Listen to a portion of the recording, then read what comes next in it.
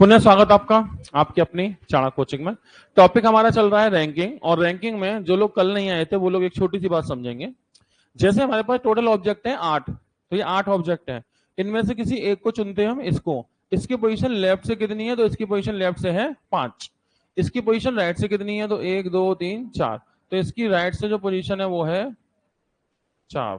तो आपने इस ऑब्जेक्ट को 2 बार काउंट किया, ठीक है। तो ऐसी स्थिति में टोटल काउंटिंग 5 और 4 9 हो जाएगी, जबकि ये 8 ही है, तो एक बढ़ती है। इसका रीजन ये है, अगर हम टोटल को टी माने, लेफ्ट की पोजीशन को एल माने, और राइट से दाईं ओर से जो पोजीशन है उसे आर मानते हैं, ठीक है। इनके बीच में रिलेशन होगा टोटल बराबर लेफ्ट प्लस राइट माइनस 1। अगर लेफ्ट और राइट की पोजीशन चाहते हैं तो लेफ्ट बराबर total plus 1 minus R, right बराबर टोटल प्लस 1 माइनस एल। बातें बंद नहीं हो रही। तो ये 3 आपके पास रिलेशन है। सरल शब्दों में कहें तो ऐसा कह सकते हैं कि अगर कुछ ऑब्जेक्ट हमारे पास हैं, उनमें से टोटल ऑब्जेक्ट दे रखे हैं मान लो 8, और एक तरफ से पोजीशन दी है मान लो 5, पूछे दूसरी तरफ से पोजीशन क्या होगी। तो 8 में से 5 को माइनस नहीं करना, 8 में से 5 माइनस करोगे तो फिर तो 3 आएगा, जो कि पोजीशन तो वहां से 4th है। तो क्या करिएगा, एक तरफ से पोजीशन दी हो और दूसरी तरफ से पूछी हो, तो जितने टोटल ऑब्जेक्ट है उसमें से माइनस ना करके एक बढ़ाकर माइनस करेंगे। जैसे 8 की जगह 9 में से 5 घटाएंगे 4 आएगा, या 8 की जगह 9 में से 4 घटाएंगे 5 आएगा। तो जितने हैं उसमें नहीं घटाना, एक बढ़ाकर घटाना है। अच्छा, अगर दोनों साइड से दिया हो और टोटल पूछा हो, ऐसी कंडीशन में क्या करेंगे, दोनों को जोड़कर एक कम करिए। 5 और 4 9, एक कम कर लो 8। इन्हीं बातों को फॉर्मूले की शक्ल में यहां लिखा गया है, ठीक है। इसकी प्रैक्टिस हमारी होनी बाकी थी, कुछ सवाल कल किए थे, तो आज हम इसमें कुछ सवाल और करने वाले हैं, ठीक है। तो आज इसमें प्रैक्टिस का सेशन है थोड़ा। इन्हीं फॉर्मूले को पहले एक बार प्रैक्टिस कर लेते हैं, फिर आगे बढ़ते हैं।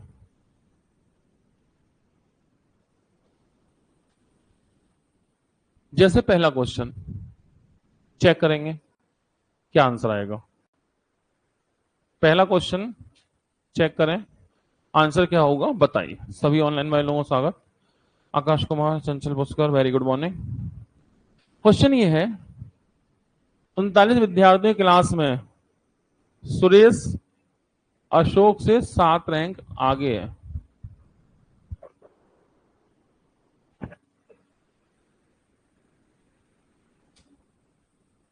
और अशोक की रैंक एंड से 17 भी है। सुरेश की आरंभ से कौन सी रैंक होगी, ठीक है। तो इसमें एक शब्द आया रैंक आगे, रैंक अहीड, एक टर्म आया रैंक अहीड। तो जब भी लिखा हो रैंक आगे है अगर, तो ये इंडिकेट कर रहा है ऊपर की ओर।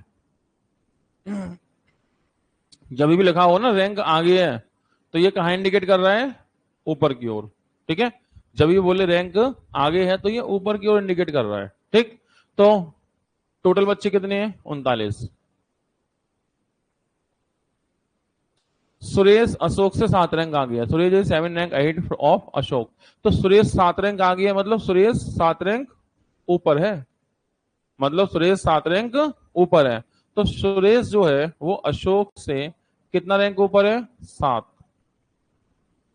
रैंक आगे, मतलब ऊपर होना, ठीक है। अच्छा, और अशोक की एंड से रैंक कितनी है, 17, ठीक है। If Ashok rank is 17 from the last, तो लास्ट से अशोक की रैंक कितनी है, 17। तो क्वेश्चन ये है कि सुरेश की स्टार्टिंग से रैंक क्या होगी। तो सुरेश की स्टार्टिंग से क्या होगी, उससे पहले सुरेश की एंड से क्या है, बात तो ये होगी। तो जब ये 17वीं रैंक पे है, ये यहां से 7वीं रैंक पे है, तो सुरेश की टोटल रैंक 17 और 7 24 हो गई ना भाई। ये 17 पर है और ये यहां से 7 पर है, सुरेश की टोटल रैंक कितनी होगी नीचे से, 24। तो सुरेश की जो टोटल नीचे से अगर रैंक देखा जाए तो 24 होगी, ठीक है। अब आप ये जानते हैं, अगर एक साइड से दिया हो और दूसरी साइड से पूछा हो, कोई भी साइड हो, एक साइड से दे और दूसरी साइड से पूछे, तो टोटल 8 है, तो क्या 8 में से 5 घटाना चाहिए या एक बढ़ाकर 9 में से 5? 9 में से 5 एक बढ़ाकर घटाना चाहिए ना, तो एक बढ़ाकर घटाना चाहिए। तो ऐसी कंडीशन में 39 से 24 घटाना चाहिए या 40 से घटाना चाहिए, ठीक है। तो ऐसी स्थिति में ऊपर से रैंक क्या होगी, तो 39 से नहीं, एक बढ़ाकर 40 से 24 घटाएंगे और रिजल्ट होगा 16। 16 भी रैंक है।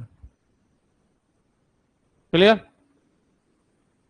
भाई नीचे से 24 है, ऊपर से क्या होगी, तो 39 से 24 नहीं घटाना है, एक बढ़ाकर 40 से 24 घटाना है, और 40 से 24 घटाएंगे तो रैंक कितनी आएगी, 16। तो उसकी जो रैंक है वो ऊपर से 16 भी रैंक है। कोई दिक्कत? अगला क्वेश्चन चेक करें क्या होगा आंसर। दुष्यंत गुड मॉर्निंग भैया।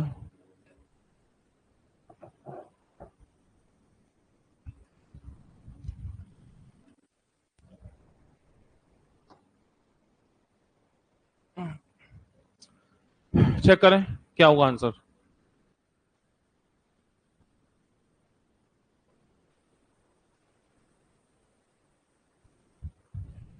माना क्या हो गया,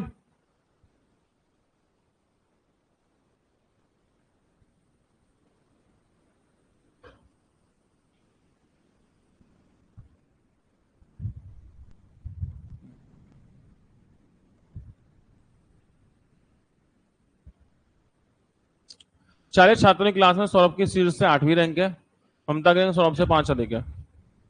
ममता की रैंक सौरभ से 5 अधिक है। अब देखो एक चीज थी, इसमें आया रैंक अधिक है, ठीक है, Mamta is 5 rank more than Saurabh. तो यहां पे शब्द आया रैंक अधिक है और यहां शब्द आया रैंक आगे है। तो रैंक आगे जब शब्द बोलेगा तो वो पर्सन ऊपर की तरफ इंडिकेट कर रहा है। अगर रैंक आगे बोलेगा तो किधर इंडिकेट करेगा, ऊपर। लेकिन अगर ये बोले रैंक अधिक है, रैंक अधिक होने में ये इंडिकेट करेगा नीचे, क्योंकि अधिक रैंक तो नीचे मिलेगी ना, रैंक 1, फिर रैंक 2, रैंक 3, रैंक 4। तो जिसकी रैंक ज्यादा होगी उसका नंबर कहां मिलेगा, नीचे। रैंक ज्यादा मतलब नंबर कम, रैंक ज्यादा, तो ज्यादा वाली रैंक कहां मिलेगी, नीचे ही मिलेगी। तो जब बोले रैंक अधिक है तो फिर वो नीचे की तरफ इंडिकेट कर रहा है, ठीक है। रैंक आगे है तो वो ऊपर की ओर इंडिकेट कर रहा है। तो फिलहाल बोल रहा है रैंक अधिक है तो कहां मिलेगा, नीचे, ठीक है। तो कितने बच्चे हैं, 40। तो टोटल बच्चे हो गए 40। 40 बच्चों में सौरभ की सीट से 8वीं रैंक है, ठीक है, Saurabh is 8th rank from the top. तो सौरभ की जो रैंक है वो टॉप से कितनी है, 8th। और ममता की रैंक सौरभ से 5 अधिक है, तो ममता की रैंक सौरभ से 5 ज्यादा, तो नीचे, अधिक मतलब नीचे। तो सवाल ये है ममता की नीचे से, बॉटम से क्या रैंक होगी। तो ममता की बॉटम से रैंक क्या होगी, उससे पहले हमें ये तो पता चले ममता की टॉप से रैंक क्या है, ठीक है। तो ममता की रैंक टॉप से कितनी है, तो 8 और 5 13। तो ऊपर से 13 रैंक है और नीचे से क्या होगी, इसके लिए एक तरफ से दिया एक तरफ से पूछा है, 40 में से 13 घटाएं या 41 में से 13, 41 में से, ठीक है। तो 41 से 13 घटाएंगे हम लोग, तो 40 प्लस 1 41, और इसमें से घटाएंगे 13, यानी कि एक कम कर लो 12 28। तो ममता की जो नीचे से रैंक है वो 28 है।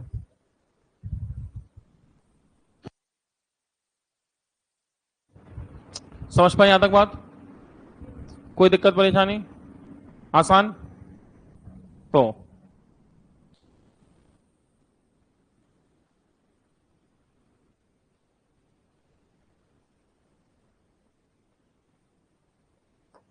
एक क्वेश्चन ये है, 45 बच्चों की क्लास में एक बालक का 20वां स्थान है, ठीक है। In a class of 45 student a child's rank is 20। तो 20वां स्थान है 45 बच्चों की क्लास में। When 2 more children take on day, 2 बच्चे और आ जाते हैं, देन रैंक इज बिलो और डिक्रीज 1 प्लेस, बच्चे की रैंक एक कम हो जाती है। दो बच्चे और आते हैं तो बच्चे की रैंक क्या होती है, एक कम हो जाती है, ठीक है, डिक्रीज, नीचे हो जाती है एक स्थान, बिलो वन प्लेस, एक स्थान नीचे खिसक जाता है, ठीक है। What is the new rank of child from the end, तो एंड से उसकी रैंक क्या होगी, चेक करें।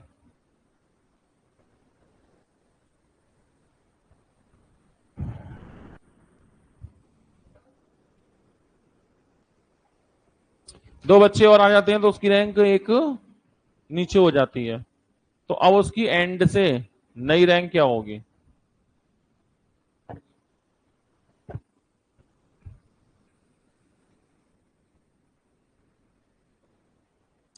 चेक करें। हो गया, 28,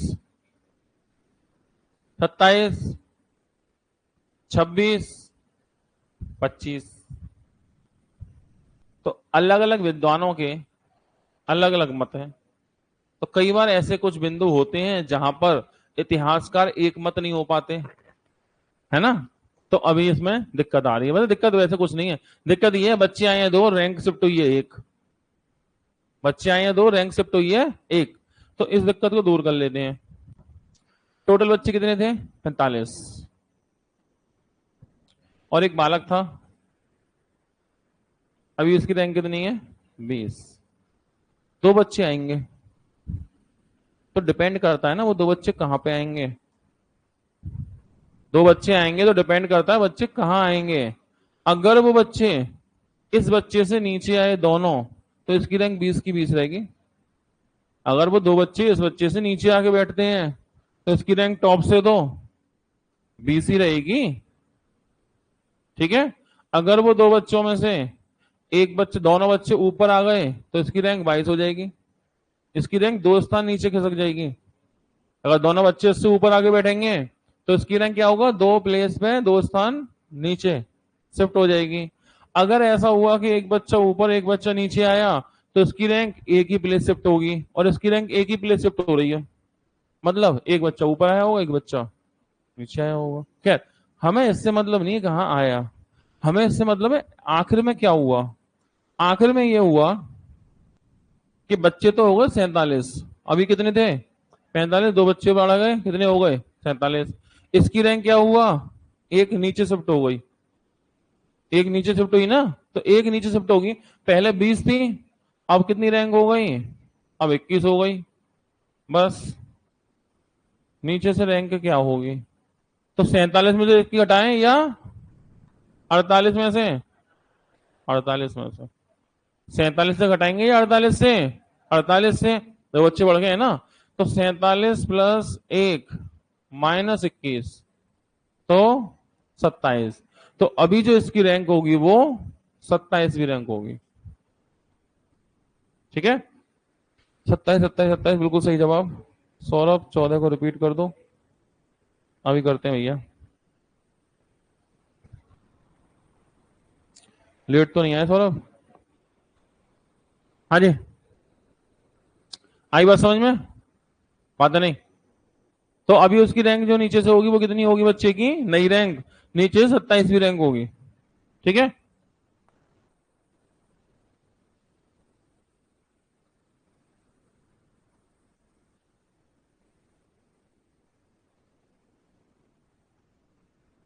चेक करेंगे, एक क्लास में पास होने वाले स्थानों में गुड्डू का स्थान ऊपर से 16वां है और नीचे से 29वां, ठीक है। तो in a passing list of student Guddu rank 16 from the top and 19, 19 लिखा है ना, 19, 29, 19 कर दो,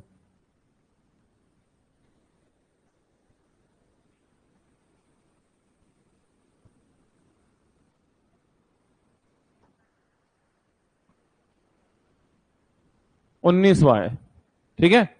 तो ऊपर से 16वां नीचे से 19वां है, और क्या हुआ, छह बच्चों ने प्रतियोगिता में भाग नहीं लिया, पांच बच्चे फेल रहे, छह बच्चों ने पार्टिसिपेट नहीं किया, पांच बच्चे फेल हो गए, तो क्लास में कुल कितने बच्चे हैं गुड्डू को मिला के,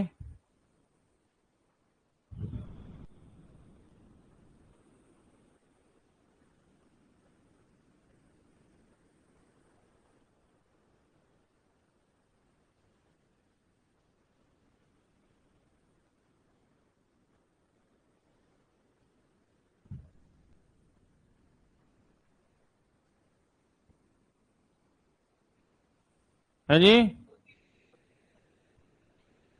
अरे तो कोई बात नहीं, एनओटी भी तो रखा हुआ है तुम पे। एनओटी नहीं है, एनओटी कवर कर लेगा सबको। दिक्कत की बात क्या है? 35 आ रहा है, 40 आ रहा है, हाँ तो एनओटी से कवर करवा देंगे। 55 आ रहा है। चलो, सबसे पहली बात, कितने बच्चे पास हुए, है ना? तो हमें तीन तरह के बच्चे चाहिए। एक तो वो बच्चे जो पास हुए, एक बच्चे प्रतियोगिता में भाग नहीं लिया, नॉट अपियर्ड। जो प्रतियोगिता में भाग नहीं लिए वो भी तो क्लास के बच्चे हैं। एक वो बच्चे जो फेल हो गए, ठीक है, जो फेल हुए, तो फेल हुए जो बच्चे वो भी तो क्लास के बच्चे हैं। अरे जो पास हुए वो भी क्लास के बच्चे हैं, जिन्होंने प्रतियोगिता में भाग नहीं लिया वो भी क्लास के बच्चे हैं, और जो फेल हुए वो भी क्लास के बच्चे हैं। तीनों को जोड़ देंगे, टोटल बच्चे आ जाएंगे। अब पास होने वाले बच्चों में गुड्डू का स्थान कहाँ है? ऊपर से 16, नीचे से 19। जो प्रतियोगिता में भाग नहीं लिया 6 बच्चे थे, पास नहीं हुए 5 बच्चे थे, ठीक है। बस टोटल को ऐड कर लेंगे। अब इसकी पोजीशन ऊपर से भी दी है, नीचे से दी है, दोनों साइड से दी है, तो टोटल कितने बच्चे हैं? जोड़ के एक कम कर ले, जोड़कर एक, तो जोड़ के एक कम कर लो। 19 और 16, 19 और 16 35, एक कम कर लो 34। तो 34 बच्चे तो पास हुए, 6 बच्चे पेपर देने नहीं आए, 5 फेल हुए, टोटल 45 बच्चे हो गए। मतलब कि इनमें से कोई नहीं। इसमें क्या था? ठीक है, 19 से बात बन जा रही है। और नहीं मैच हुआ तो इनमें से कोई नहीं, ठीक। तो टोटल बच्चे क्लास में कितने थे? 45, जो कि इनमें ऑप्शन में नहीं है, तो एनओटी ने कवर कर लिया उसे, कोई दिक्कत की बात नहीं है, ठीक है। लेकिन गुड्डू पास हो गया, मेन बात तो ये है।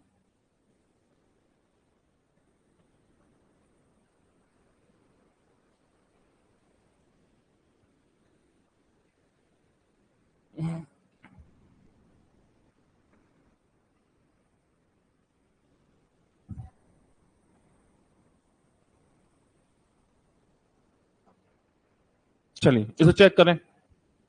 क्वेश्चन ये हुआ, लड़कों की पंक्ति में रमन दाएं से 16वां और दीपक बाएं से 16वां, ठीक है। In a row of boys, Raman rank is 16 from the right hand and Deepak rank is 16 from the left rank. Between both of them, notifying every boy has evenly boys has 1/3 of the total boys. How many boys are in row? Class में कितने बच्चे हैं? पंक्ति में, class में, रो में कितने बच्चे हैं ये पता करना है।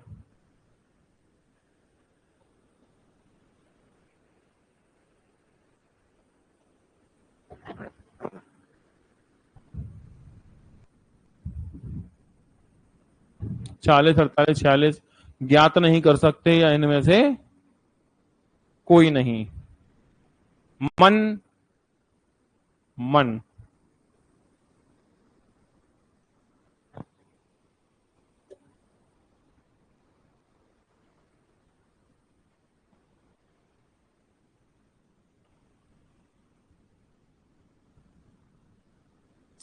माना क्या हो गया? चेक करें।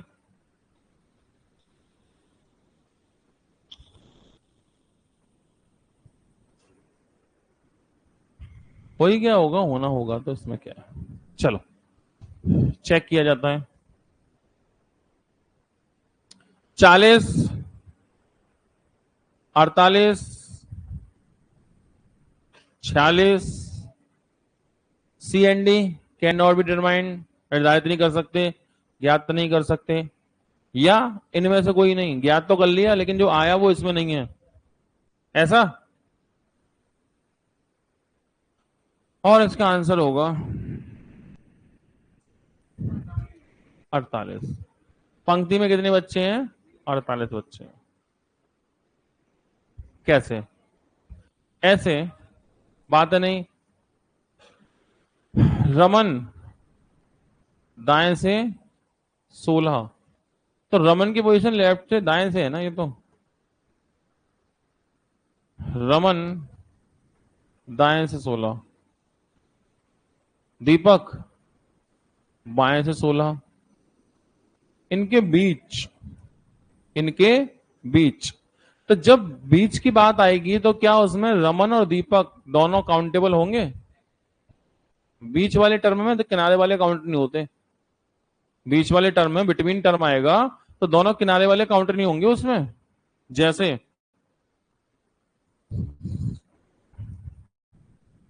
ए और ई के बीच कितने लेटर हैं, तो इसमें ए और ई को काउंट थोड़ी करते हो, तीन ही तो बोलोगे। ए और ई के बीच में कितने लेटर हैं? 3। तो इसमें क्या हमने काउंट किया ए और ई को? नहीं। तो जब 20 टर्म आएगा तो इन्हें काउंट नहीं किया जाता है। ठीक है, तो 20 टर्म बोल रहा है तो क्या दीपक रमन काउंटेबल होंगे 20 टर्म में? नहीं होंगे। तो इनके बीच में कितने लोग हैं? टोटल का 1/3, टोटल का 1/3। अच्छा, अगर 1/3 बीच में है, 1/3 बीच में है, तो दोनों साइड जो बचा हिस्सा रह गया वो कितना था? 2/3। अरे जब बीच में 1/3 है और टोटल चीज कितनी होती है? एक। मान लो टोटल 1 यूनिट थे बच्चे, 1/3 बीच में आ गए, तो बाकी जो दोनों साइड बचे वो कितने थे? 2/3 थे। तो जो दोनों साइड बचे वो 2/3 थे, और एक्चुअल में 16 16 32 थे। तो 1 यूनिट बराबर 32 गुणा 3/2, 16 तिया 48 बच्चे थे। अरे बीच में 1/3 थे तो बाकी तो 2/3 ही बचे ना। बीच में 1/3 ने तो बाकी जो बच्चे दोनों साइड वो कितने थे? 2/3 थे। और कितने थे? 16 16 32 थे। तो 2/3 बच्चे 32 के बराबर है, तो पूरा एक हिस्सा 48 के बराबर होगा। माना कि समझ में नहीं आया, पूरी उम्मीद थी मुझे, कोई बात नहीं। तो जब आप ये कहेंगे समझ में नहीं आया, तो फिर हम क्या करेंगे? माना कि टोटल बच्चों की संख्या थी x, टोटल कितने बच्चे थे? x, और बीच में जो बच्चे हैं वो टोटल का 1/3 है। तो अगर टोटल x है तो बीच में बच्चे x/3 होंगे नहीं होंगे ना? कौन कह रहा ना? को है भैया, को है?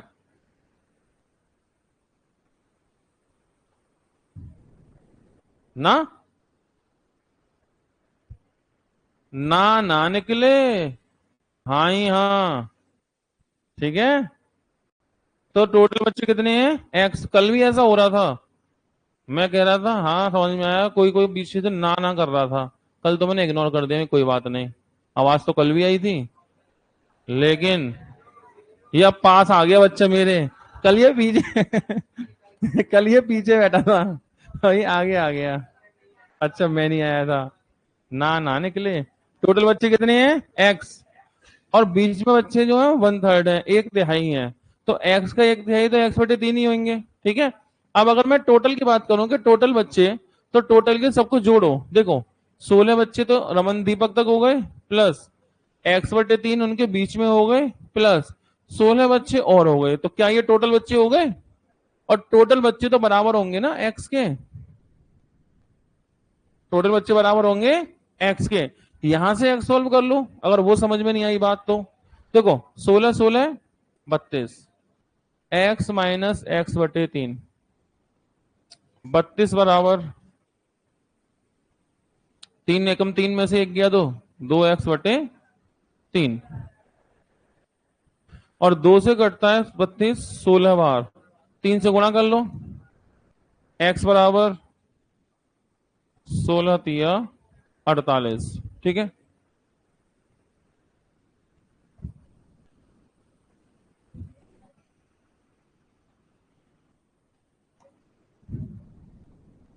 अड़तालीस बच्चे हो गए। ठीक है, टोटल कितने बच्चे हो गए?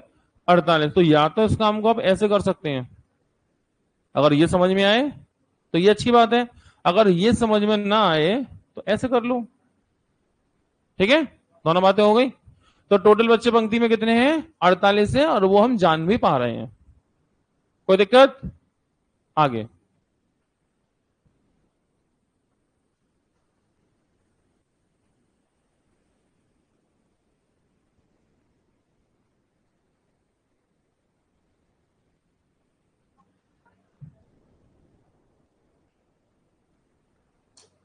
इस सवाल को पढ़ेंगे और कौन इसका आंसर दे पाएगा वो चेक करेंगे।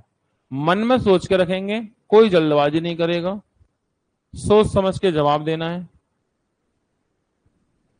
कोई जल्दबाजी नहीं, आराम से सोच लीजिए। दुष्यंत 48 बिल्कुल सही जवाब दुष्यंत पिछले सवाल का। इसे चेक करें।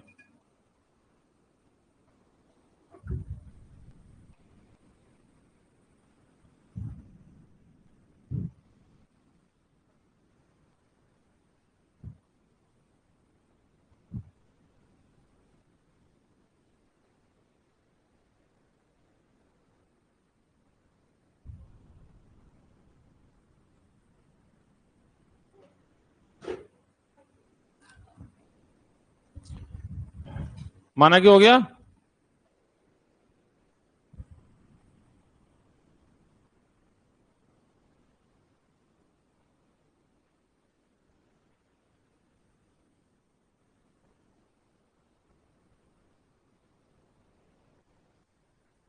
इसमें ये थोड़ा सही करना पड़ेगा। In a row student of in a row of student Prabhu rank is ninth from left, ninth from left, and Padma rank 12th from right, ठीक है। In a row Ram rank 12th from left, ठीक है, and Radha rank 9th from right, ठीक है। ये English में left right लिखना रह गया है, अभी सही हो गया, ठीक है। देखिए, Prabhu rank is 9th from left, Padma rank is 12th from right, ठीक है। Ram rank is 12th from left, यह है राधा।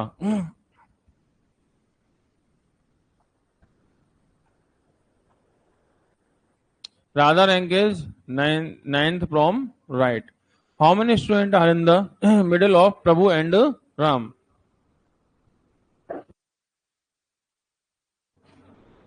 हाँ जी, हो गया। चेक करते हैं। Option A, option B, option C, option D.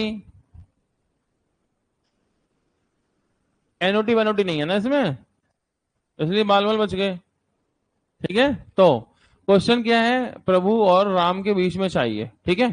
तो बस एक काम करो, आप इन दोनों को टारगेट करो।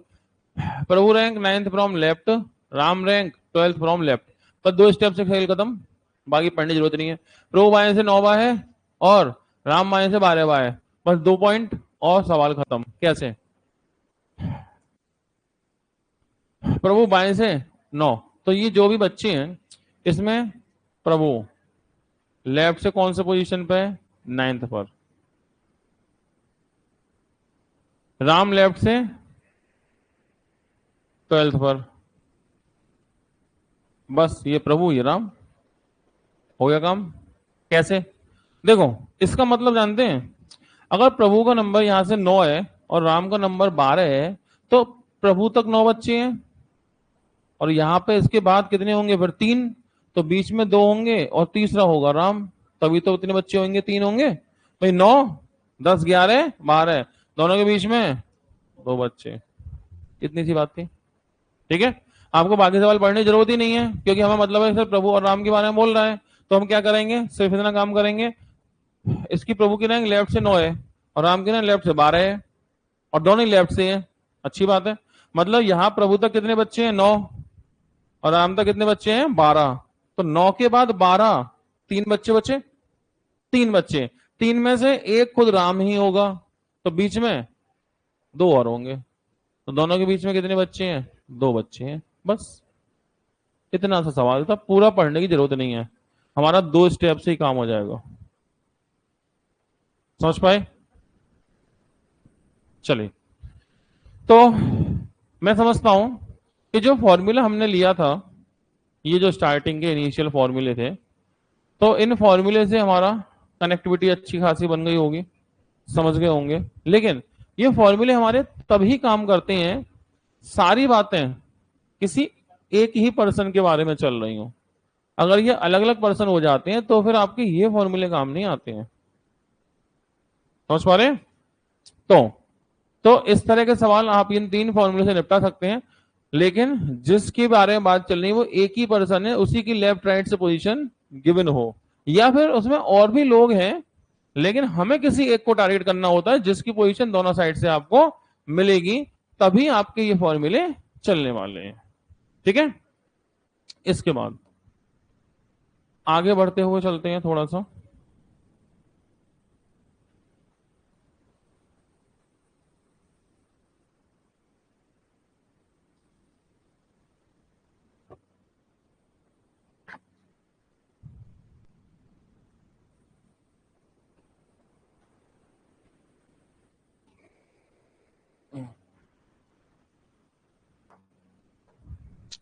चलिए, क्वेश्चन दे रहा हूं मैं आपको, उस क्वेश्चन का आपको आंसर देना है। मन ध्यान से समझिएगा, पढ़िएगा, फिर पढ़ेंगे। ठीक है, क्वेश्चन ये है,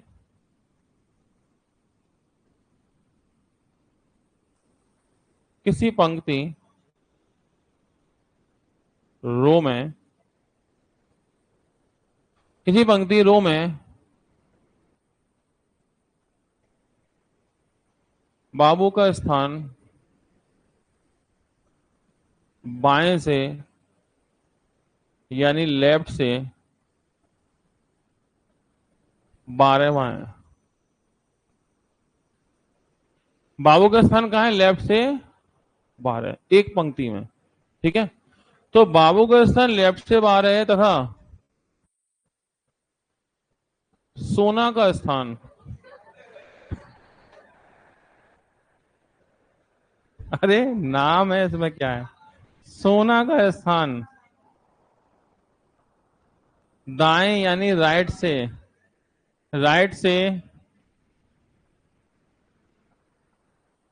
9वां है। ठीक है, अलग कर दिया हमने बाबू सोना को।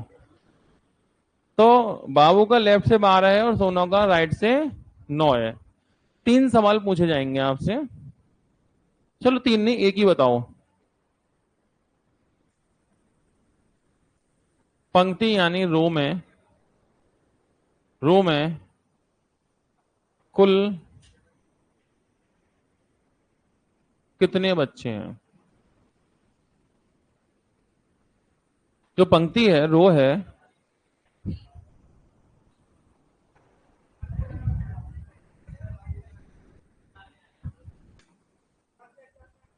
ये ये आजकल चल रहा है ऐसे, ये मिलाने आए हो ये बाबू सोना को, चल रहा है ऐसे। तो पंक्ति में कितने बच्चे हैं? कितने? मन में सोचते हैं, मन में सोच लो। ऑप्शन भी चाहिए?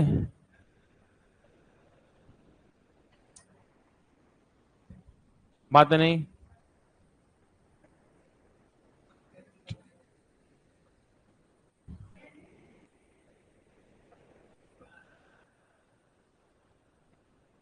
ये ऑप्शन है, मन में सोचते हैं। आंसर आ भी गया होगा। 21 वाले लोग, 20 वाले लोग,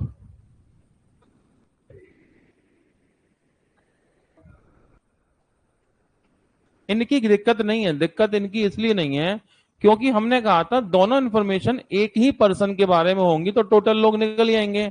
अब इनके नजरिए में हो सकता है बाबू सोना एक ही आदमी हो, तो नजरिए का फर्क है। तो इसलिए ये बता देंगे कि कितने लोग हैं, एक ही आदमी मानेंगे तो हो जाएगा, ऐसा मान लिया होगा आपने। खैर, 19 वाले, सी एंड डी, कल परसों भी तो किया था, राज और वो राजू, राज और राजू वही तो हो गया, राज राजू वाले तो केस हो गया ये। एक आदमी का पोजीशन दिया है, दूसरे का पोजीशन दिया है, उनके बीच में कितने लोग हैं हमें क्या पता।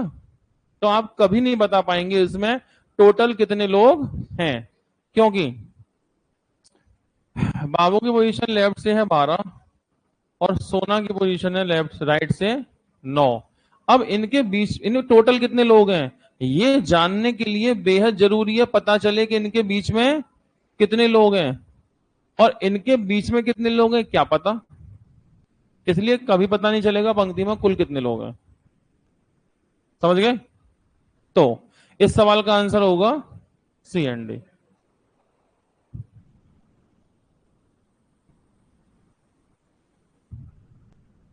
अगला क्वेश्चन,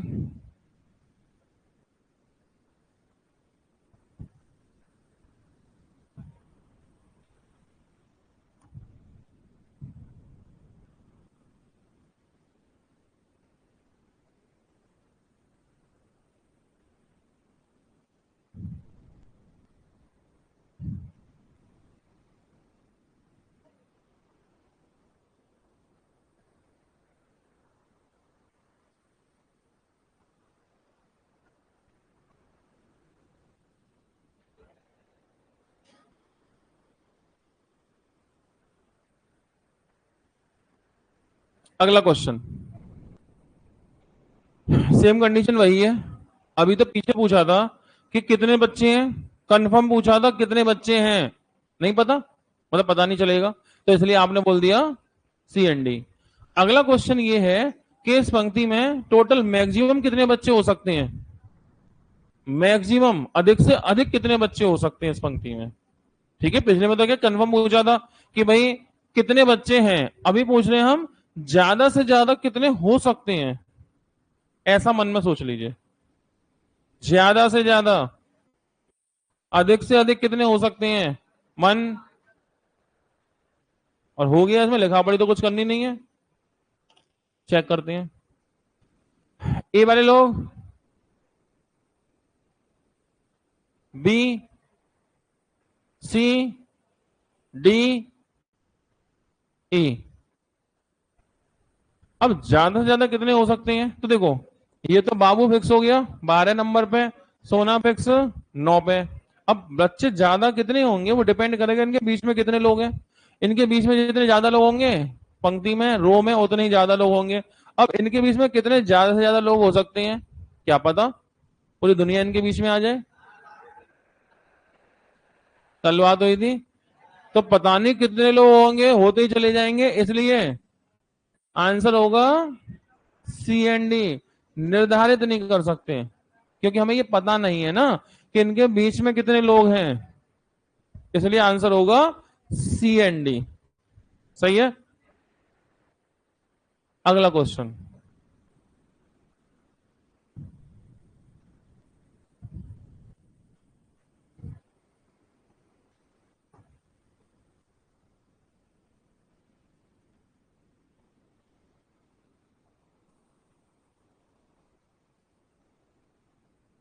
मन में सोचिए, मन में बात है नहीं, मन सेम कंडीशन है।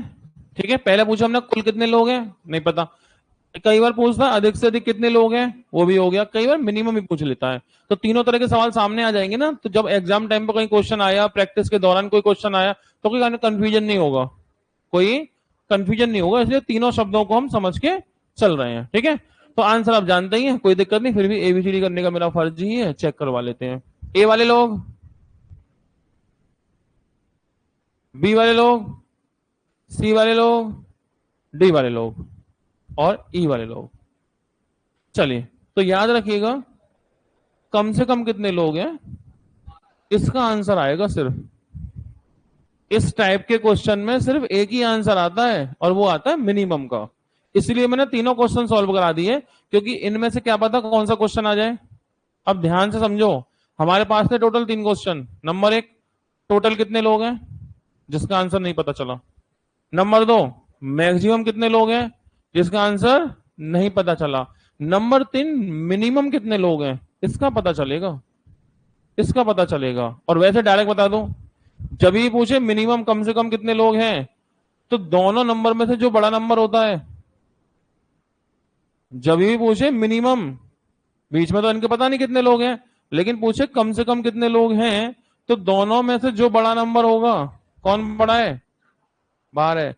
जब किसी का 12वां नंबर है, तो कम से कम 12 बच्चे तो होंगे ना। अगर किसी का पंक्ति में 12वां स्थान है, तो 12 बच्चे तो कम से कम होंगे। क्या इससे भी कम हो सकते हैं? 10 बच्चे हो, नंबर 12वां हो जाए। पंक्ति में बच्चे हैं 10 और उसका नंबर है 12वां, क्या ऐसा हो सकता है? ऐसा तो नहीं होगा। तो कम से कम कितने लोग हैं, सिर्फ यही आंसर आता है, और वो होता है दोनों में से जो छोटा होगा, मतलब कि 12। दोनों में छोटा कौन है? 12 और 9 में, सॉरी, दोनों में जो बड़ा होगा, 12 9 में बड़ा कौन है? 12। तो कम से कम 12 लोग तो होंगे ही। अब इसको थोड़ा सा प्रैक्टिकल में समझ लो। तो ये ध्यान रखना, 3 क्वेश्चन हुए। पहला, कुल कितने बच्चे हैं, इसका आंसर नहीं आएगा, सी एंड डी। तब तक नहीं आएगा जब तक हमें ये पता ना चल जाए इनके बीच में कितने हैं। हाँ, अगर कोई बता दे हमें इनके बीच में कितने लोग हैं, 5 6 10 12, तो हम बता देंगे, तो बता देंगे, क्योंकि हमें पता नहीं इनके बीच में कितने हैं, इसलिए टोटल का आंसर नहीं आया। नंबर 2, मैक्सिमम कितने लोग हैं, मैक्सिमम कितने लोग हैं, इसका भी आंसर नहीं आएगा। वो डिपेंड करेगा इनके बीच में कितने लोग हैं, जो कि हमें पता नहीं है, इसलिए इसका भी आंसर नहीं आएगा। लेकिन जब पूछे मिनिमम कितने लोग हैं, इसका आंसर आएगा। दोनों में से जो बड़ा होगा ना, उतने बच्चे मिनिमम होने वाले हैं। कैसे, समझ लेते हैं। देखो, ये मान लो 12वां नंबर है, और ये मान लो 9वां नंबर है। हम ये जानना चाहें कि भाई इसमें टोटल कितने लोग हैं, तब तक पता नहीं चलेगा जब तक हमें ये पता ना चल जाए कि इनके बीच में कितने लोग हैं, इसलिए टोटल का पता नहीं चला। नंबर 2, मैक्सिमम कितने लोग हैं, तो मैक्सिमम तो इतने लोग हो सकते हैं जितने ज्यादा बच्चे इनके बीच में होंगे। तो इनके बीच में कितने ज्यादा से ज्यादा बच्चे हो सकते हैं, इनको दूर करते चले जाए, लोगों की संख्या बढ़ाते चले जाए, तो अधिकतम लोग तो बढ़ते ही चले जाएंगे ना। कितना दूर खींच सकते हैं, दूर से दूर करते चले जाओ, तो मैक्सिमम का भी आंसर नहीं आएगा। आंसर सिर्फ मिनिमम का आएगा। कैसे? मिनिमम का आंसर ऐसे आएगा कि जब आप चाहेंगे कि लोग कम से कम हो, तो जाहिर सी बात है इन्हें पास लाना पड़ेगा, ठीक है। लेकिन इससे ज्यादा पास तो नहीं ले सकते ना भाई, 12 बच्चे हैं, तो एक किनारा ये हो गया और एक किनारा ये हो गया, तो ये इस किनारे से 12 है, और ये राइट वाले किनारा जो है ना, राइट एंड है हमारा, राइट एंड से 9th है। राइट एंड से कितना है? 9th। तो राइट एंड से 9th है, तो कम से कम मुझे 12 बच्चों की संख्या तो लेनी पड़ेगी ना भाई। पास लेके आएंगे कम से कम लोगों के लिए, तो पास में लाना होगा। आप पास में लेके भी आओगे, जब उसका नंबर 12 है, तो कम से कम 12 बच्चे हैं, तो क्या इससे ज्यादा पास ला सकते हैं? नहीं। तो जब पूछे कि मिनिमम कितने लोग हैं इसमें, तो उस कंडीशन में जो दोनों में से बड़ा नंबर होगा, वो मिनिमम का आंसर होगा। क्या ये बात समझे? तो इसलिए सिर्फ ऐसे प्रश्न में एक ही आंसर आएगा कि इसमें कम से कम कितने लोग हो सकते हैं। दोनों में से जो बड़ा नंबर रहेगा, वो बड़ा वाला नंबर मिनिमम का आंसर हुआ करेगा। क्या ये बात समझ पाए? तो फिलहाल आपके पास 3 क्वेश्चन हुए, और ये तीनों क्वेश्चन आपको प्रैक्टिस के दौरान मिल भी जाएंगे, ठीक है। हो सकता है ये वाला क्वेश्चन हमारी शीट में ना मिले इस टाइप का, लेकिन बुक उठाओगे, प्रैक्टिस करोगे, तो वहां मिल जाएगा। बाकी नोट्स हम लोग नए बना ही रहे हैं, तो आपको कल परसों से और नए नोट्स भी देखने को, यानी प्रीवियस ईयर पर काम चल रहा है, तो वो प्रीवियस ईयर भी सामने बोर्ड पर ही आ जाएंगे, वो कोई दिक्कत नहीं है, ठीक है। तो बुक में ना हो तो, लेकिन प्रैक्टिस जब आप करोगे ना किसी बुक के अंदर, तो वहां क्वेश्चन मिलेगा। तो ये एक टाइप है छोटा सा, ये जो हमने अभी पढ़ा है, इसमें लेफ्ट से और राइट से पोजीशन देगा, 3 बातें पूछेगा। बीच के लोग कितने हैं बीच में, वो नहीं बताएगा। 3 बातें पूछेगा, टोटल कितने लोग हैं, सी एंड डी। मैक्सिमम कितने लोग हैं, सी एंड डी, निर्धारित नहीं कर सकते। मिनिमम कितने लोग हैं, सिर्फ इसका आंसर आएगा, और वो आंसर होगा दोनों में से जो बड़ा वाला नंबर होगा, वो हमारा आंसर होगा।